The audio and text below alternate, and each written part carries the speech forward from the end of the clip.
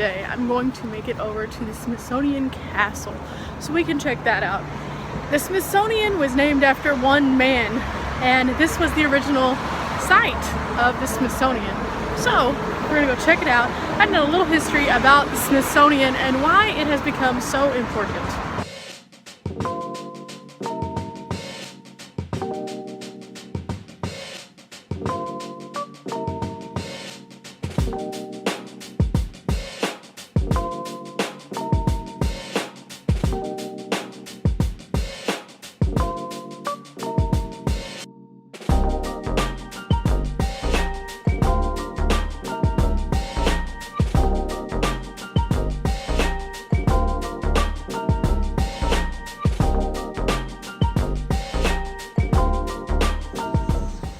Grounds here have such beautiful landscaping, and it's this oasis away from the rest of the hustle and bustle of the city.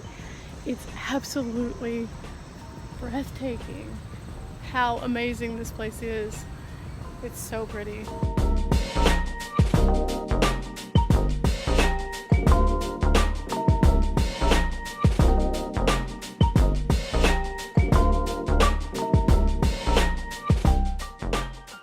Proceed to the lobby where there's maps that will take you just about anywhere. We can actually go in here to find out a little bit more about the Schremer Hall. Now this is going to tell us a little bit more about the history of the Smithsonian in general. And so there's a lot of interesting little documents and pieces in here that we have to check out. Over time, the Smithsonian evolved and is now huge. It has all of the different museums that we've gone to on all of these different adventures thus far. There are artifacts, there's historic things, there's things to celebrate culture, and of course, there's a museum to celebrate the man who made it all happen.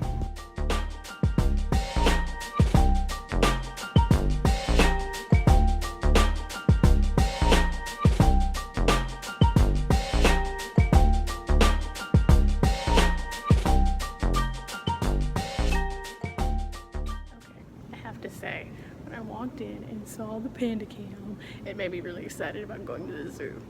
So this just goes to prove my next point, which is that the research never stops. The Smithsonian continues to grow, change exhibits, and always is a constant evolution of what is going on around us, like the pandas.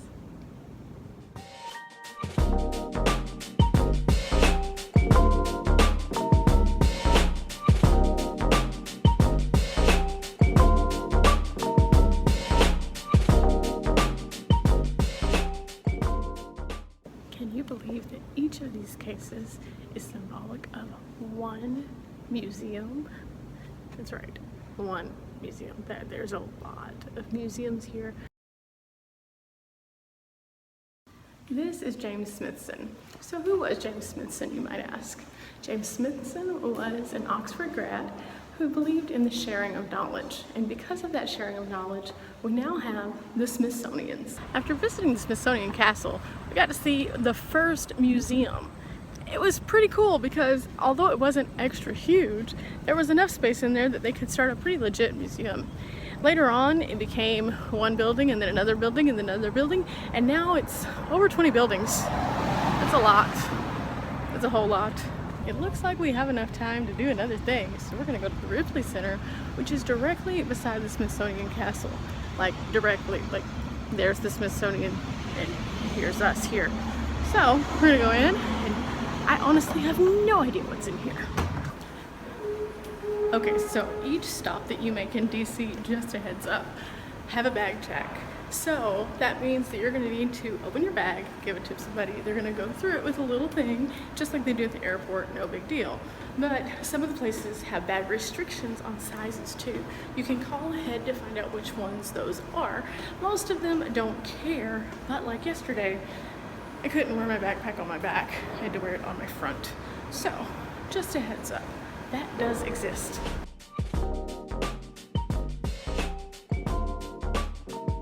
After the longest elevator ride ever, we're gonna go check out the gallery now and find out what all is down here. Now there's two different exhibits, so we're going down, looks like first, to the African art.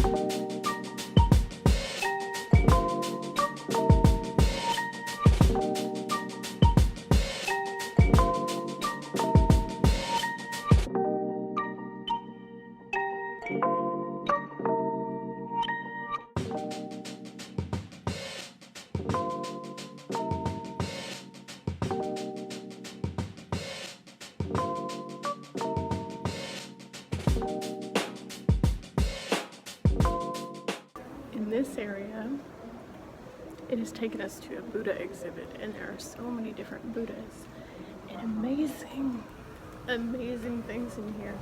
We're about to go into a very interesting room, this one behind me, and let you see just how many different varieties of Buddha that there are.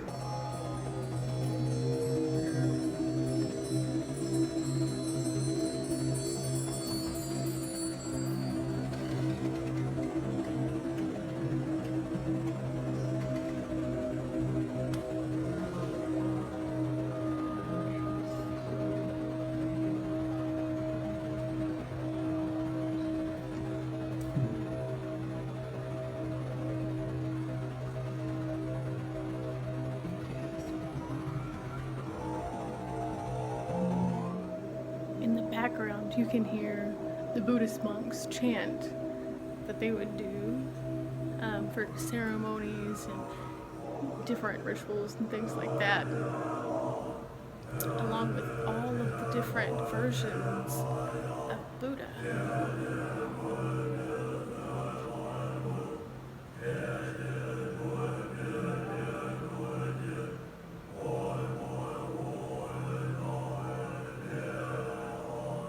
Now, something interesting that can be taken away from the Buddha exhibit is that overall there are different Buddhas for different things, different attitudes, different thought processes, and different appearances. So you can always go and check out the meanings of those on any number of sites online to see what the difference is.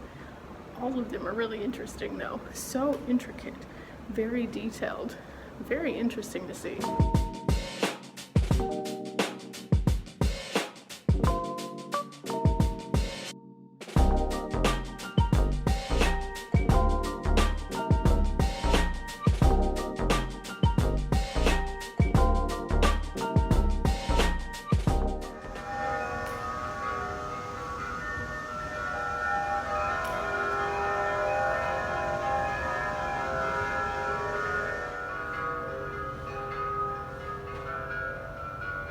This giant iPad allows us to make bell noises. Let's look a little closer at this one.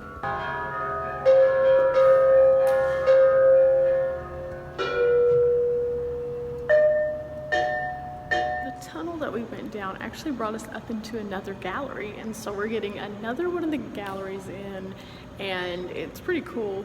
There's a lot of exhibits in here that have to do with Japanese culture and art.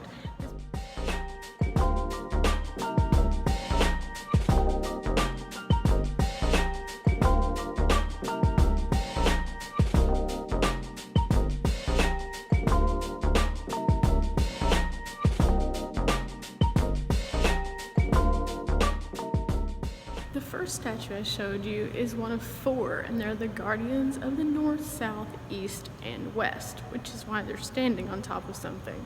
The next one is called Burning Desire, and that's why it has flames, and yet he looks angry in the face.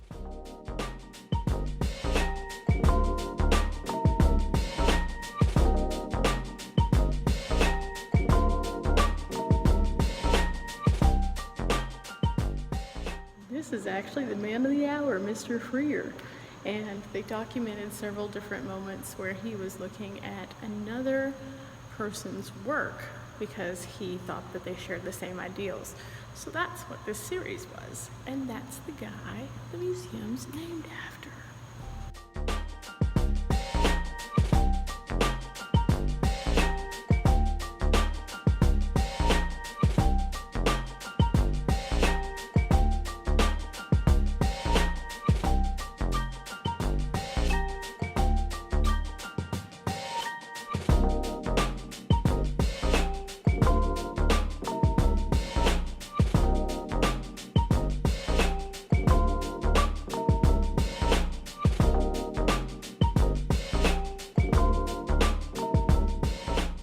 Room wasn't always designed to be a piece of art itself. It was actually designed to showcase all of this wonderful pottery collection that someone had accrued. But then people started noticing how immaculately beautiful that it was through the intricacies and the tiny little details.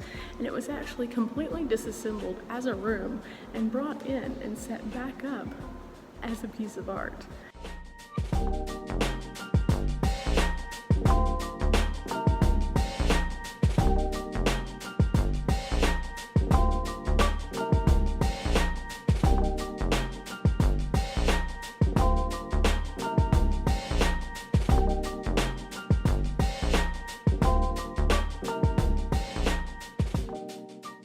Museums like the Freer are an amazing example of why it's important to have a museum.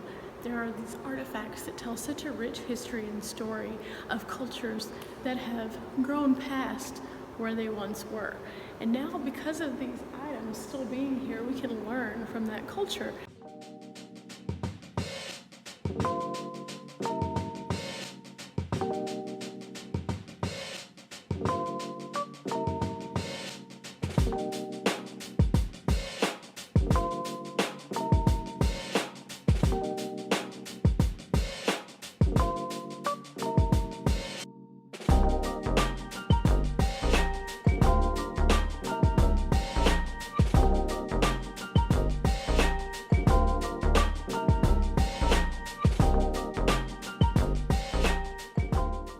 As we get ready to go back to the metro, I discovered that from the National Mall you can see the Capitol.